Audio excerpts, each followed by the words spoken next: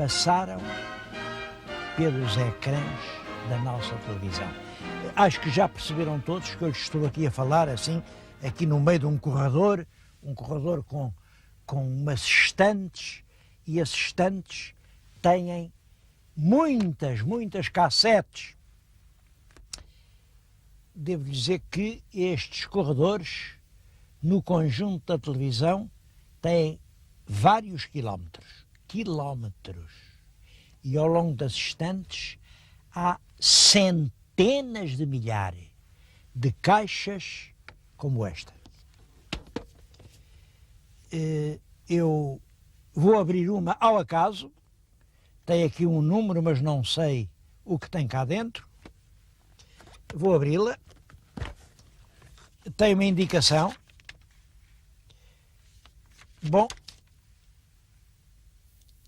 é curioso. Isto é um episódio de uma série célebre do Zip Zip, do Raul Solnado. Não sei se ainda se lembram. Está aqui. O Solnado, eu tenho com o Solnado uma história muito curiosa. Eu estava no Brasil, era embaixador, e ele foi lá fazer uma turnê, e eu fiz questão de ir assistir à estreia do Raul Solnado. Bom, sabem que o Raul Solnado, nisto de políticas, não era nada pelo regime daquele tempo, realmente não era. Mas eu não tinha nada com isso, era um grande ator português, eu representava Portugal e fui dar-lhe, portanto, o apoio da minha presença. E quis ver já agora como é que ele reagia. Ele chega ao palco, faz as suas apresentações e dirige-se a B, C, e quando se volta para mim, imaginem, quando se volta para mim, saúda-me assim: meu querido colega, porque eu já nessa altura era um colaborador assíduo da RTP. Eu acho que só este arquivo, só ver o que está nestas caixas, justifica uma visita aos arquivos da Rádio e Televisão Portuguesa.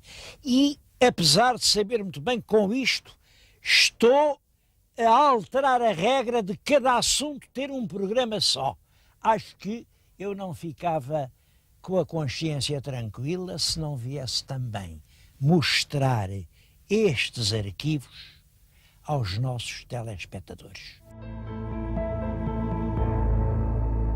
Estamos num arquivo, simplesmente guardam-se aqui cerca de 140 mil horas de emissão. Os filmes que estão nestas caixas, ao todo, representam 140 mil horas. O tempo que demorava a ver era esse mesmo, portanto, 140 mil horas, para terem uma ideia do que isso é, são 15 anos. Daqui a 15 anos, 24 horas por dia, teríamos conseguido visionar todo este material. Como é claro que isso não é possível, eu não disponho de 15 anos, resolvi fazer um resumo dos principais acontecimentos do mundo durante os 40 anos que dura a RTP e ir incluindo nesse resumo as imagens que aqui se encontram. Bom, naturalmente que a história registra muitos tipos de mudanças, não só as políticas, mas as culturais, as sociais, as económicas, as tecnológicas, agora as ambientais, e tudo isso é história e tudo isso está aqui. Eu é que, por uma questão de tempo, vou limitar-me a falar daquilo que considero as grandes mudanças políticas. E para mim, talvez a mais importante de todas seja aquilo a que se pode chamar o fim do tempo das hegemonias. O tempo das hegemonias é o tempo em que uma potência podia dizer às outras. Aqui, quem manda sou eu. E as outras tinham de acatar. Bom, todos sabem que nos princípios do nosso século, quem mandava realmente na Europa e numa grande parte do mundo eram os ingleses. Era a esquadra de Sua Majestade. Isso durou até que, em 1914, aparecem os alemães a disputar à Inglaterra o papel de primeira potência europeia. E é assim que se dá a Primeira Grande Guerra Mundial, a Guerra de 14-18. A Inglaterra e os seus aliados ganharam, mas para ganhar tiveram de pedir o auxílio à América. E quem realmente passa a ser a potência que manda na Europa e numa grande parte do mundo, depois da Primeira Grande Guerra e até à Segunda, são os americanos. É a esquadra americana. Devo-lhes dizer que a Segunda Grande Guerra Mundial tem exatamente a mesma origem. É uma luta pelo domínio do mundo. É claro que na Europa e na América mandavam os americanos, mas no Pacífico, naquela imensidão, quem é que mandava? Eram os americanos ou eram os japoneses? Essa era a grande questão em aberto. E, como sabem, isso desencadeia a guerra do Japão à América. Essa guerra foi uma guerra terrível. Teve um fim terrível.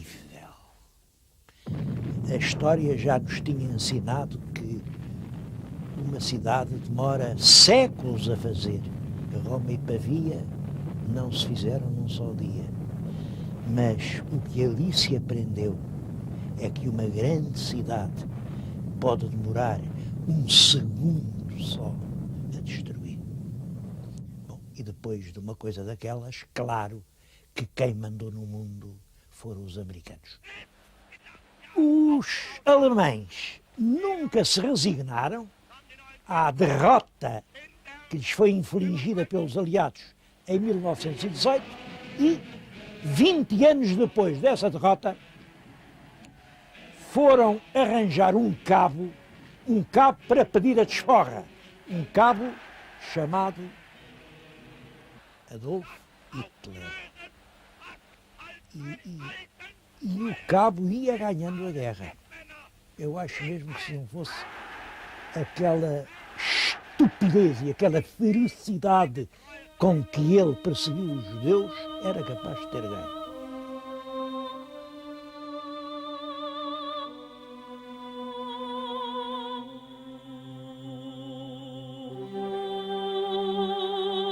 Também aí, os aliados, os ingleses, tiveram que pedir ajuda.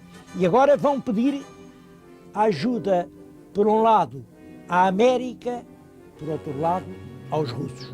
E voltaram a ser os aliados quem ganhou a guerra. Penso que os verdadeiros vencedores da Segunda Grande Guerra Mundial são os russos e os americanos.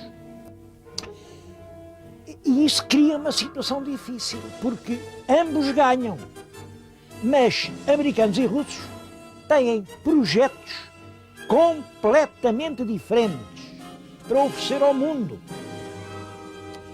Os americanos, enfim, beberam aquele individualismo inglês, são o país dos negócios, do consumo e, portanto, são o país que defende a liberdade de cada um poder fazer os negócios que quiser.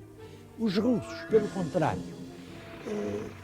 herdaram um coletivismo que vai até à pré-história. Esses, o que têm para oferecer é a igualdade de uma sociedade planeada para todos, onde todos possam ser iguais. Isto, pelo menos, em teoria. E como nem os americanos aceitam o projeto do mundo que os russos propõem, nem os russos aceitam o projeto americano, é preciso dividir o mundo ao meio. Um mundo de influência soviética, um mundo de influência americana. E essa era a situação que se viveu nestas décadas 50, 60, 70. Bom, mas aí acontece qualquer coisa com a qual ninguém tinha contado. Enquanto esses dois mundos, o mundo ocidental e o mundo oriental, o mundo soviético, o mundo americano, estavam a discutir: o primeiro sou eu, não, eu é que sou o primeiro, tu só podes ser o segundo, não, o segundo és tu que eu sou o primeiro. Enquanto isso discutia, reuniram-se numa cidade da Ásia, em Bandung, os representantes de 25 países asiáticos. Nessa reunião, condenou-se sem qualquer reserva o colonialismo, quer fosse soviético, quer fosse americano, quer fosse socialista, quer fosse capitalista. E, de certo modo, em Bandung foi como se dissesse: vocês discutam lá quem é primeiro, quem é segundo, e a nós podem nos chamar terceiro mundo à vontade. Terceiro, porque nós somos o primeiro, sob o ponto de vista da população que aqui vive.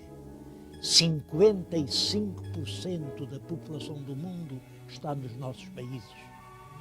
Nós somos o primeiro, sob o ponto de vista do sofrimento e da fome.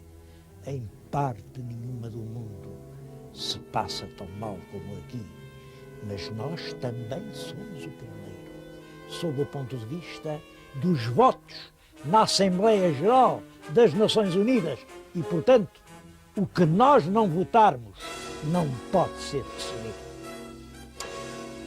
Eu penso que essa aparição de um terceiro dialogante no grande palco do mundo é o facto decisivo da história destes últimos 40 anos. Reparem, os Estados Unidos perderam logo a seguir a guerra do Vietnã, que era na Ásia, e perderam-na porquê? Porque o tal terceiro mundo se solidarizou com o Vietnã. Em 1964, a China, que liderava o terceiro mundo, já tinha a bomba atómica. Agora não eram só os russos e os americanos. Era preciso também contar com a bomba que ninguém sabia para que lado os chineses a iam atirar. E é isso que permite ao mundo ficar mais livre. Reparem, Fidel Castro, que nasce na América, lidera na América um movimento em nome da independência e da liberdade de povos que aspiram por ela desde o tempo dos reis castelhanos.